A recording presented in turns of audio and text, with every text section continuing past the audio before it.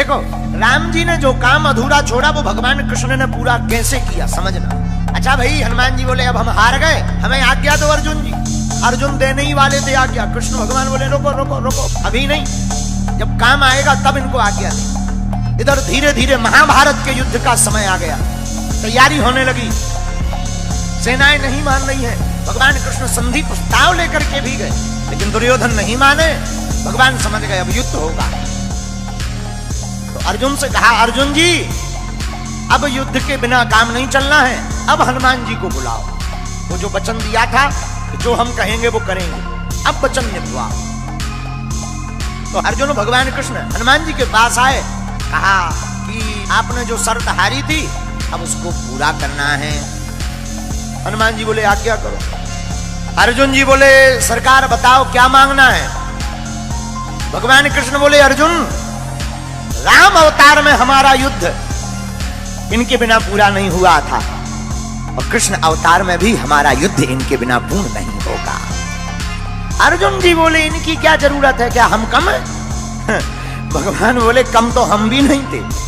भगवान कृष्ण बोले कम तो हम भी नहीं थे, फिर भी हमें इनकी जरूरत पड़ी। अगर ये ना होते तो वो युद्ध पूर्ण नहीं होता। अर्जुन जी बोले मतलब हे अर्जुन, अगर हनुमान जी ना होते समुद्र पार कौन करता? अगर हनुमान जी ना होते, अगर हनुमान जी सहाय नहीं होते तो युद्ध नहीं जीतते।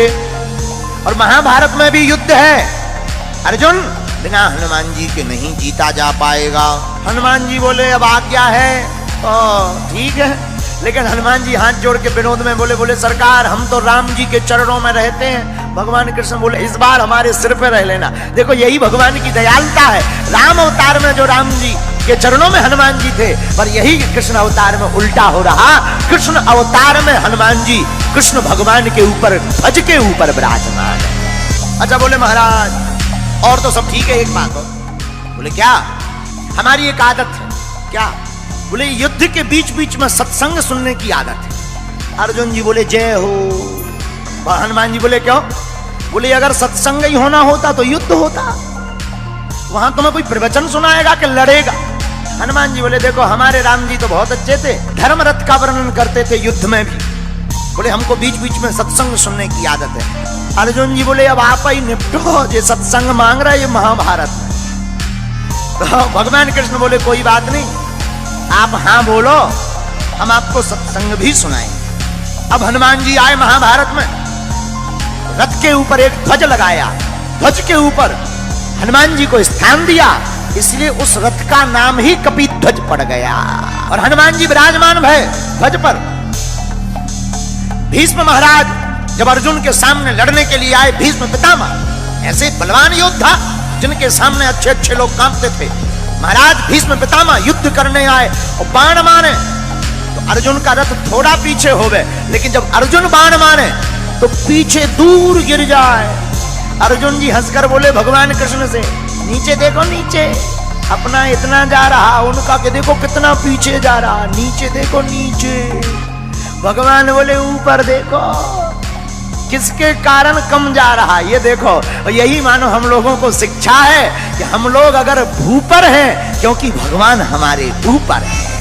मानो भगवान कृष्ण कहना चाहते हो कि कोई भी काम बढ़िया हो जाए तो ये मत देखना कि तुम्हारा पुरुषार्थ है, तुम्हारे जो ऊपर है खेल तो उनका होता है।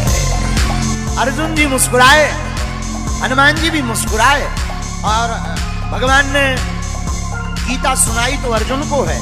हमारा ऐसा मानना है तो अर्जुन के मोह का बहाना था, पर गीता तो हनुमान जी को सुनाना था। एक बात, अर्जुन जी ने अपने रथ की लगाम भगवान के हाथ में देखी, ये ज्ञानवर्धक बात है। अपनी जिंदगी की लगाम जो भगवान के हाथ में सौंप देता है, वो कितना भी महाभारत जैसा युद्ध हो जीत करके ही बाहर निकलता है। जो भक्त अपनी मन की लगाम परमात्मा को, गुरु चरणों को दे देता है, वो जीत करके ही आता है। लेकिन जो लगाम खुद पकड़ लेता है वो हार जाता है। बोलो सीताराम।